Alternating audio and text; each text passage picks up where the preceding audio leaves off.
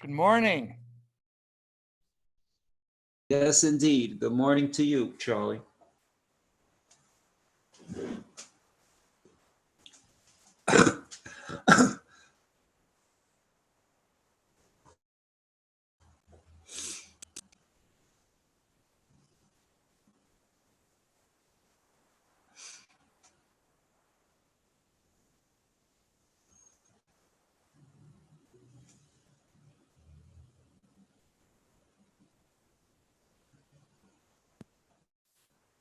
Good morning. Yes, good morning. How are you today? So far, so good. All right. So we're at the top of 28A, the third line, and we're in the middle of a discussion of what is considered money that is specifically designated for a korban, or for a chatos in particular, or kind of generally designated, in which case it can be repurposed, reassigned. All right, and Rava is bringing this long piece, which we're in the middle of, dealing with a person who's one of the cases is a person whose father designated a chatas, and then the father dies, or can the son use it for his own chatas, right? The son is also required to bring a chatas. Can he use the one that the father designated? So the source, this Bryce, is exploring various possibilities. So we're on the third line. What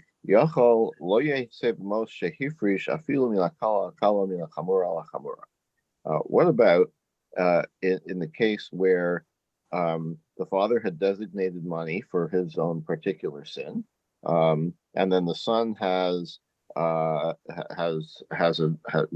also has a sin. The father's not able to bring the korban anymore, presumably died. So when we said earlier in this brisa that no, you can't do it, maybe that's only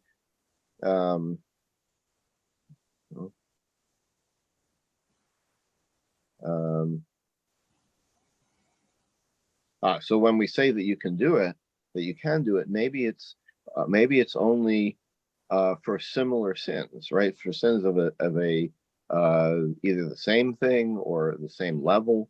Okay, but let's say the father had a more severe sin and the son had a lighter sin, or vice versa. Maybe you couldn't use the same chatos. So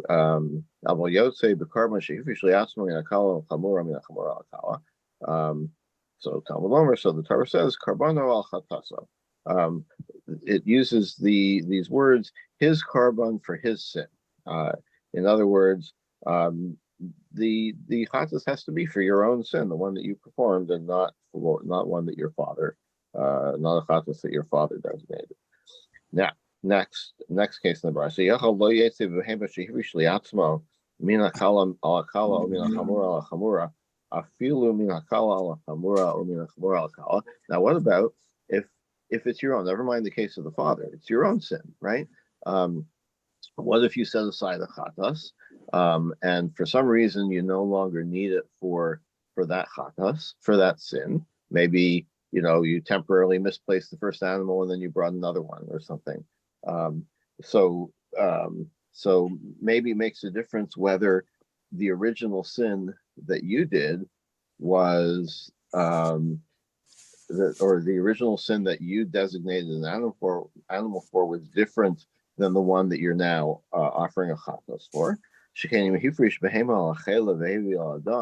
For example, if you designated an animal for sacrifice for chatos because you ate forbidden chelav, forbidden fat, and then you brought it that chatos for a different sin, for eating blood, all of them maybe al chelav or vice versa.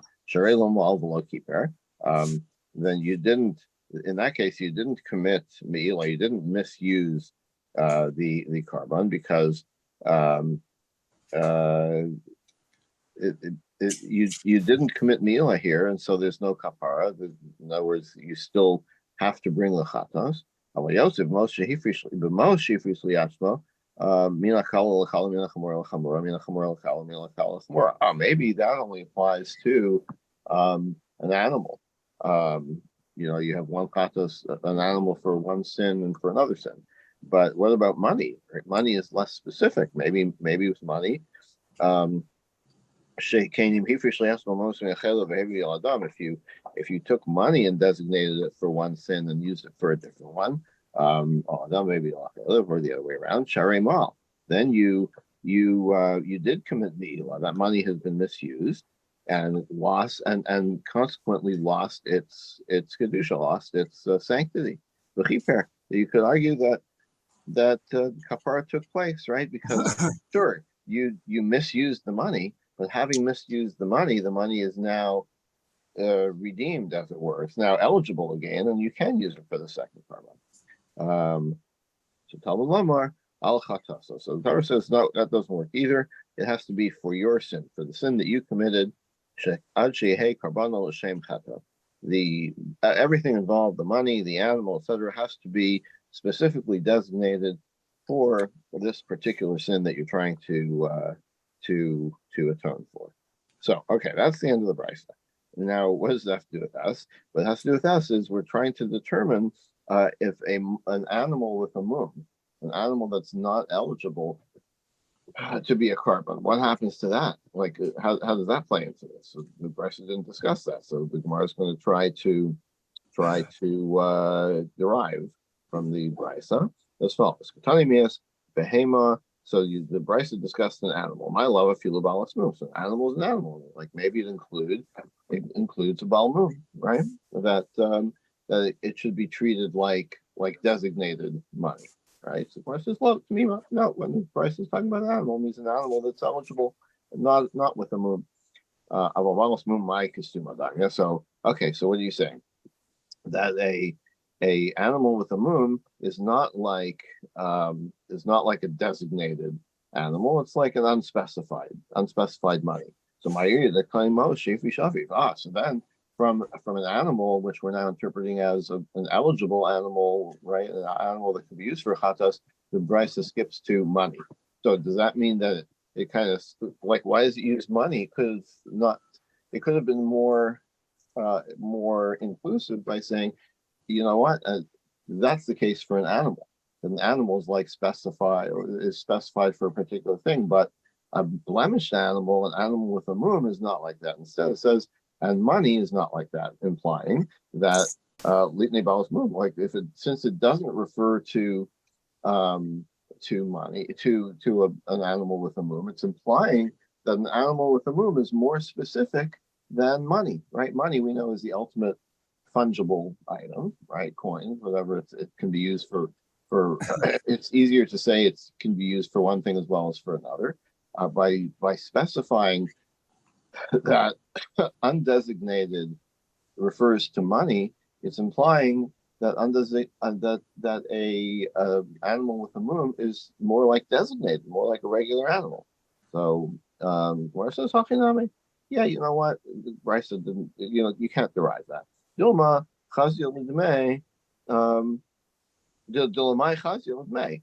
Actually, when the brisa says money, it includes an animal with a mum. You know why? Because like, what else is it good for, right? Like, it's an animal with a mum. We all know it's not good for a carbon. Can't be used for a sacrifice, right? So, in what sense can it be used for sacrifice? Only in terms of its value, right? Just like money, right? So money includes, money doesn't mean coins. Money means something that is currency that can be exchanged for other things, okay? And so money and a blemished animal really is the same, has the same rules. So you can't say because the brisa referred to money, it's not referring to a blemished animal. Actually, a blemished animal is exactly the same as money. Its value is that's what it is. It's money. Money means fungible or things that can be exchanged for other things of value. Okay, and that's where we leave that. The next Mishnah goes back to the question of a husband annulling the Nazirus of his wife. Now recall that the husband has it's only a same day thing, but not the day that the wife took the neder, the day that the husband heard about it. Okay, so the Mishnah is going to continue to explore, like, until what point in the end of the Nazirus can he still annul, and he hears about it, until what point can he still annul the neder? In other words, obviously, after everything is completed, she made the neder of Nazir, she did the 30 days, she brought the sacrifices, cut her hair. If she's completely done, then there's nothing to be annulled. And the way the Gemara looks at that is because it has no effect on the husband. Because we've always assumed that why can the husband annul his wife's neder? Because the husband's the boss, basically. And if the husband does not like what his wife is doing, he can veto it. Okay, but if it's something that's already in the past, then he has no interest anymore, right? There's nothing to be done. What's done is done. So the Mishnah says, what if, there's two sacrifices and one of them was already completed in the sense that the blood was already sprinkled on the altar. So now we're done. Like the husband, and now the husband decides he's going to revoke, he's going to annul the vow. Can't do it anymore. Rabbi Kiva says, "Afilu nishchata le'achas minahevos." You don't have to wait till the baptism of the blood. If you go back a step to the slaughtering of the animal, that's like, if that's already done, then the Nazirus is considered complete, and Yachal operates from that point that he can't annul it anymore. But when does that apply? We're talking about when she completes the 30-day period of Nazirus, and cuts her hair and does the sacrifices, right? But what if it's a case where she became tummy during her Nazirus? She has to bring the sacrifices and then make up the time that she failed to complete, right? That's a different story, because then there's still Nazirus to be experienced, right? She still has to complete her the period. Why? Because the husband can say, yeah, I don't want a woman who's a Nazir, right? I don't want my wife to be a Nazir. And since, even though she's already brought the sacrifice for interrupting her Nazirus by becoming Tameh, there's still more Nazirus to go, and so he can still annul. Rav Meir says, Af even even when it's he can still annul it even with the complete Nazir, the end of the complete Nazirus, when she completed it. Because you can say, you know what? Sure, she already finished her period of Nazirus, but she's going to bring the sacrifice, and she has to cut her hair. I don't want a wife with a shaved head, so he still has an interest here in that he doesn't want. So he still has the ability to annul it even at this point. Okay. So let's need to look for Rabbi Eliezer. The Gemara first decides that the Mishnah is not according to Rabbi Eliezer. The Rabbi Eliezer, because if so, Ha'amar tiglachas ma'akevas. He says that that shaving the head is like that holds back the relief of all the Nazir's prohibitions, right? In other words, all of the Nazir's prohibitions continue until the whole ritual is completed, including the hair cutting, right? So our Mishnah appears to be saying that once the sacrifice is brought, then the Nazirus is essentially over.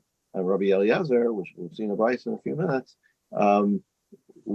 says that no, the Nazirus is not over until, like, she's still not allowed to drink wine or anything until she completes the ritual by cutting her hair.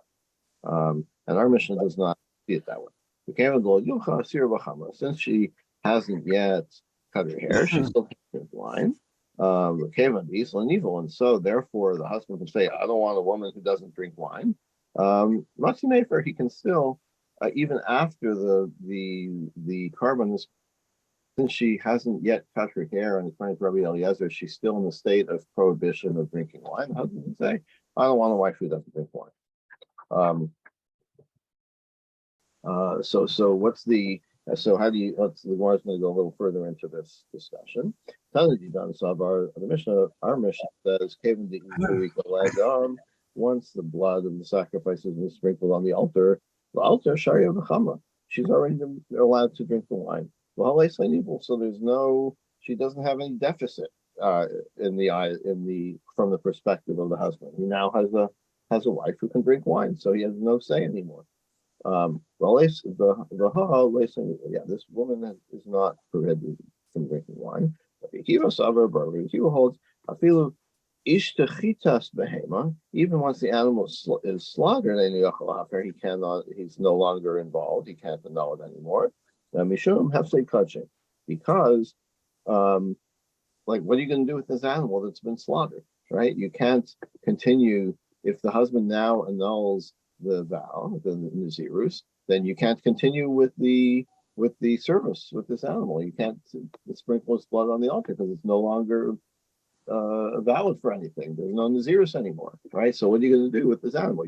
It's been slaughtered as kachim, so you can't just treat it like regular meat, and you can't continue with it as a sacrifice because there's no more Nazirus anymore to atone for. Okay, so that explains all the views here in the Mishnah.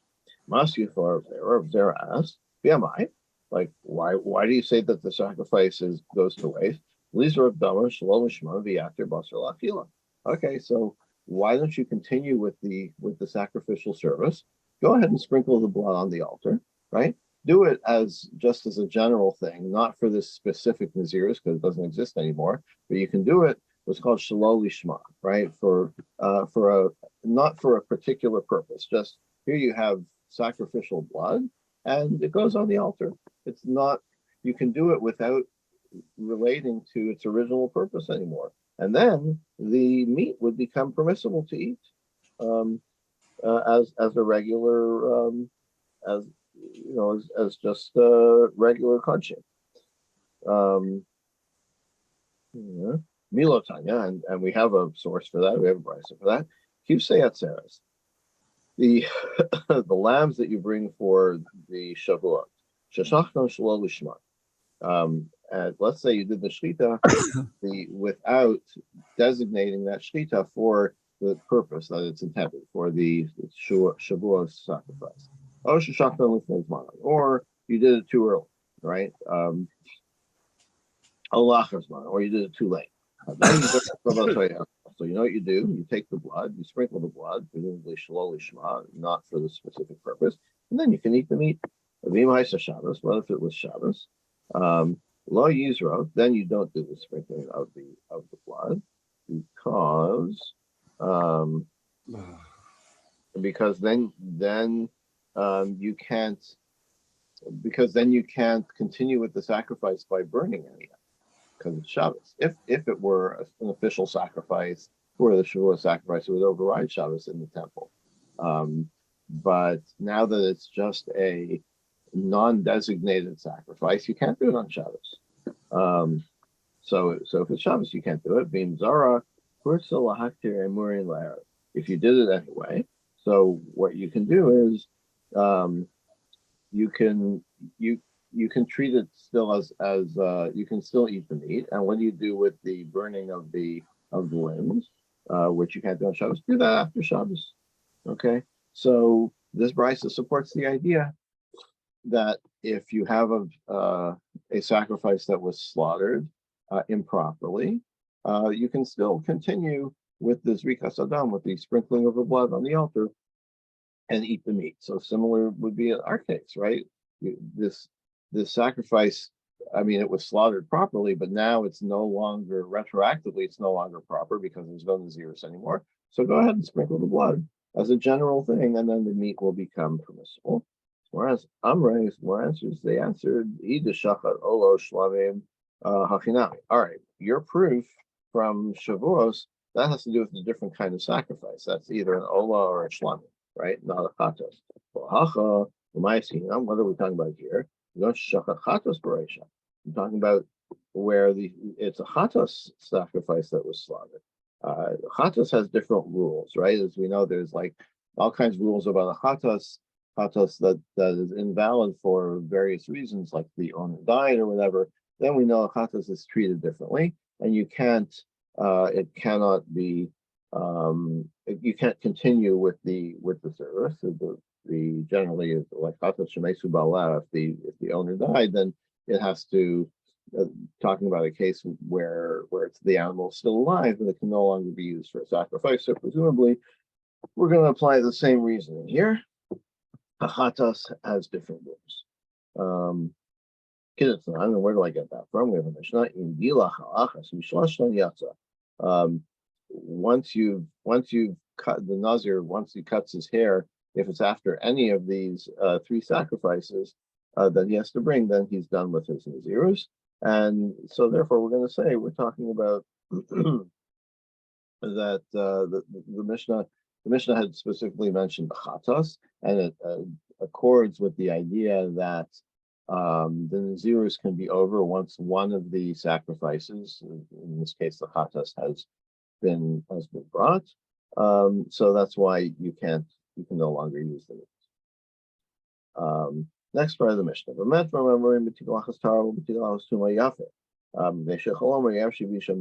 Mishnah said, if when do we say that he can no longer after either the shchita or the zrika sadam, that the husband can no longer annul the nazirus because it has no effect on him anymore. That's only if she completed the whole nazirus and then she has no more restrictions. But in the case where she's bringing the sacrifices because she interrupted her nazirus by becoming tame, then she still has more nazirus to go after the sacrifices and the cutting of the hair. Then the husband has something to say about it because she still has a period where she's going to be a nazir, and he can say, "I don't want a wife who's a nazir." And Romero Afilu and Romero says he can even extend this to not just not wanting a wife who doesn't drink wine, but also not wanting a wife who's got her head shaved. The Tanakama. So how does the first Tana in the Mishnah respond? Amalach, he would say, Afshar b'pei nachuz. Yeah, you know what? Sure. Like we're specifically asking about Rabbi Meir. Rabbi Meir seems to have a good point, right? A person can say, I don't want a wife with her head shaved. The Tanakama can say, you know what? She can still shave her head and put on a wig, and you won't have a wife with her head shaven. Rabbi Meir. So what's Rabbi Meir's response? It's not the same thing, right? This it doesn't smell right. It doesn't whatever. It doesn't look right. Maybe she makes her sweat or whatever. A wife with a wig is not the same as a wife with her own hair, and that's why the husband, according to Rabbi Meir, the husband is still affected by the wife's nether if she cannot yet cut her hair. If she has to have her hair cut. And the Tanakama would say, even if she has to have her hair cut, there's ways around it. The husband has nothing to say because she can always make up for that by wearing a wig. Okay. Okay, next Mishnah. Ha'ish madiras beno benazir. A man can declare his son, talking about a minor son, a nazir. But a woman, a mother, cannot make her son a nazir.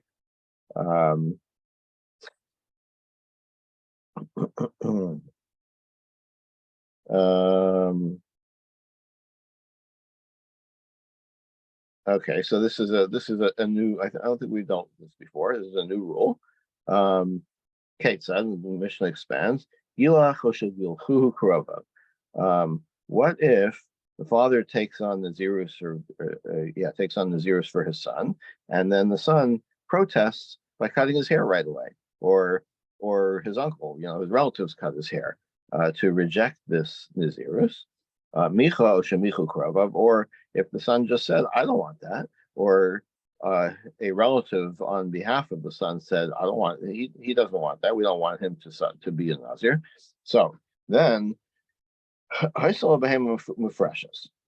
say the father said, my son, you're a Nazir, and here's the animal for your sacrifice. And then the son or the relatives said, no way, we're not lying down for this. No Nazirs here at all. What happens to the animal? A chatas tamus. So the animal that was designated as a chatas can't be used for anything, right? Can't be redeemed and can't be used as sacrifice. It's left to die. The ola tikra ola, and the ola animal should be offered as an ola, not as a nazir ola, but as a voluntary ola. The shlamim, same happens with the shlamim. They can just be brought as a voluntary shlamim, not related to nazirus. Since they've already been designated as a sacrifice, they have to remain a sacrifice, but obviously not for this nazirus because there's no nazirus anymore. But the chatas, that doesn't apply because special, as we just saw, special rules for chatas. The rules are the same rules as the shlamim for a nazir. Even though regular shlamim, like unspecified shlamim, can be eaten for 2 days and a night, and the shlamim of a nazir can only be eaten for 1 day of a night, for 1 day and a night. We go with the nazir rule. The eintunin lechem and the shlamim of a nazir come with an additional piece, which is loaves of bread. Are sacrificed along with the animal. That applies only to the nazir and not to a regular shlamim. So we don't do that because that's like adding extra stuff. So we're kind of playing both sides of the fence here. We're treating it as if it's still a nazir sacrifice in terms of how long you can eat it for, right? Because not for a regular shlamim, you're allowed to eat it in just 1 day. It's just that you usually have 2 days. So here we're going to say, you know what, this was originally a nazir sacrifice. We're going to stick with the 1 day rule, but we're not going to say and bring the bread that belongs to a nazir sacrifice because that doesn't apply to a regular shlamim. So we're playing kind of both sides of the fence here to be strict. If you had unspecified money set aside for the son's nazirus, so you can't just put the money back in your pocket. You can't use it anymore for a nazir sacrifice because there's no nazir anymore. The son rejected the nazirus, so they go to the fund for regular communal sacrifices. Most mufurashim, if he set aside a particular coins for it, so then it's the same rule as the animal. The money, the specific coins that you set aside for the chatas, you can't use them for anything. You have to discard them. The typical thing is throw them into the Dead Sea. Lo nanin v'lo molin, you can't benefit from it, but you also don't commit me'ila by misusing it. Demei ola, yaviu ola. And the money that was specified for an ola, then you can use that for the ola fund. Umolin behen, and they still have kedusha. If you misuse them, you are trespassing on the property of the temple. And demei shlamim, yaviu shlamim. Same for the shlamim as for the ola. And the same as we saw before, we're going to restrict you to 1 day as if it were a nazir shlamim, but we're not going to have you bring the bread offering because it's not a nazir sacrifice anymore. It's just a regular shlamim that doesn't require bread, and so we're not going to bring bread on the mizbeach for no reason. So Mara says ishim alo ishalo my tamo. So the Mishnah says specifically, the father can make the naziris for the son, but not the mother. Why not? Rabbi Yochanan Amar halacha hi b'nazir. Rabbi Yochanan says this is just a tradition, right? It's halacha Moshe Sinai. This is the way it is. There's no proof text for it. Rabbi Yossi, Rabbi Chanina Amar Reish Lakish kedei l'chamcha b'mitzvah. Rabbi Yossi says that the reason this can be done by the father and not by the mother is because the whole point of this thing is to kind of inaugurate the son into this, to teach him, mitzvahs, to teach him about nazirus, right? Who is responsible for the teaching of the son? That would be the father, and so the father. The father is the one responsible for teaching the son. So Gemara says, wait, mother is also supposed to teach the son. So Gemara answers, Actually, Reish Lakish holds no, it's the father's responsibility and not the mother's responsibility to teach the son mitzvahs. So that's an interesting topic. I'm sure it's worthy of delving into. I don't feel qualified to discuss that in any way, but I invite you to contemplate and look into that further. Well, I guess we'll stop here for today and pick it up tomorrow. Thank you, Dov. Have a good day, all. Thank you, Dov. Yasher Koch. This thing about Nazirship being Thank you. part of chinuch is really strange. Isn't strange, right? Yeah, we don't usually say that you need to actually do something in order to learn it. Well, I don't think it's saying that you need to, but this is the father's prerogative, right? If he wishes to instruct his son about Nazirus by imposing Nazirus on him, then that's his prerogative to teach him that way. I don't think it's like recommending it necessarily, you know? Okay, yep. See you tomorrow. All righty. Yes. See you tomorrow.